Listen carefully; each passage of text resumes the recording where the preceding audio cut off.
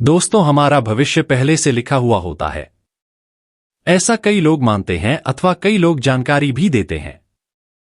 यह प्रसंग हमेशा से ही बहस का विषय बना रहता है। कहा जाता है कि जैसा हम इस जन्म में करते हैं वैसा परिणाम हमें अगले जन्म में मिलता है, जो कि कुछ हद तक यह बात सही भी है। आज की इस वीडियो में हम इसी विषय पर गहराई से चिंतन करेंगे और यह बात जानने की कोशिश करेंगे, वाकई भविष्य पहले से ही लिखा होता है या फिर हमारे कर्म हमारे भविष्य की धारा को सुनिश्चित करते हैं।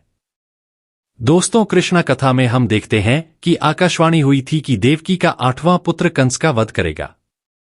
लेकिन कंस ने यह बात सुनकर कहा कि वह मेरा वध तो तब करेगा जब मैं उसको उत्पन्न होने दूंगा। इस सोच के साथ जब भी देवकी के कोई बच्चा जन्म लेता तो कंस आकर उसके जन्म से कुछ घंटे के भीतर ही मौत की नींद सुला देता था। लेकिन जब देवकी के 8वां पुत्र की बारी आई तो विधि विधान के साथ जन्म लिया और बाद में कंस का वध भी किया। ऐसा इसलिए हुआ क्योंकि कंस की मृत्यु की भविष्यवाणी हो चुकी थी। साथ ही कंस के जन्म से ही लिख दिया गया था कि उसकी मृत्यु कैसे होगी और किसके हाथों होगी।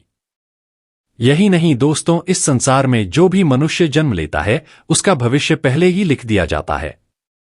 मनुष्य का जन्म कैसे होगा, कौन सी जगह होगा और उसके जीवन में कौन कौन सी परेशानियां आएंगी, यह सब विधि का विधान है और इसे चाहकर भी नहीं बदला जा सकता है। इसके साथ ही आपको यह बता दें कि ऐसे पौराणिक शास्त्र एवं ग्रंथ मौजूद है जिनमें कई महापुरुष के भाग्य पहले से ही लिखे होने के प्रमाण मिलते हैं। जैसे हम रामायण में देखते हैं कि यह पहले से ही तय था कि श्री राम को 14 सालों का वनवास मिलेगा। अर्थात इसके पीछे का कारण भगवान श्री राम के हाथों रावण का वध होना।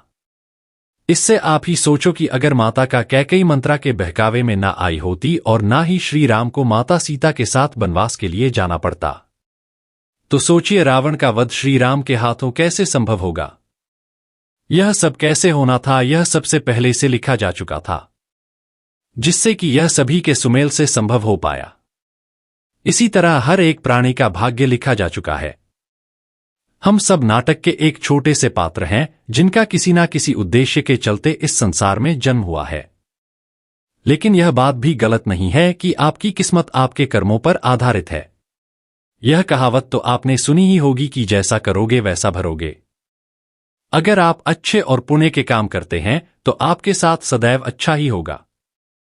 लेकिन अगर आपने जीवन में हमेशा बुरे काम किए हैं तो ज्यादातर संभावना है कि आपको उसका दुष्प्रभाव इसी जन्म में देखने को मिल जाएगा।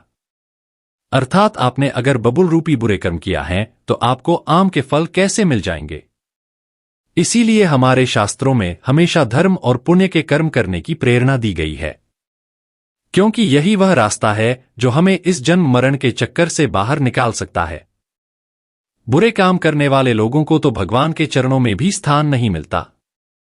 यही नहीं दोस्तों, तुलसीदास जी ने भी बात को स्पष्ट रूप से एक चौपाई में कहा है कि कर्म ही प्रधान है, यानी कि जैसा मनुष्य कार्य करेगा उसे हाल मिल जाएगा। इसी के साथ एक यह बात सामने आई है कि पांडुपुत्र अर्जुन के हाथों कर्ण का वध हुआ था। तुमने कहा कि माधव मेरे हाथ कांप रहे थे और यह क्या आपने मेरे अपने ही श्रेष्ठ का वध मेरे हाथों लिख दिया। यह कैसा भाग्य है। तो इस पे श्री कृष्ण ने कहा कि है पांडुपुत्र में कौन होता हूं, किसी मनुष्य को प्रारब्ध देने वाला। यह तो करनी का फल है। जिस तरह उसने जीवन में कर्म किया उससे उसके फलस्वरूप परिणाम मिल गया।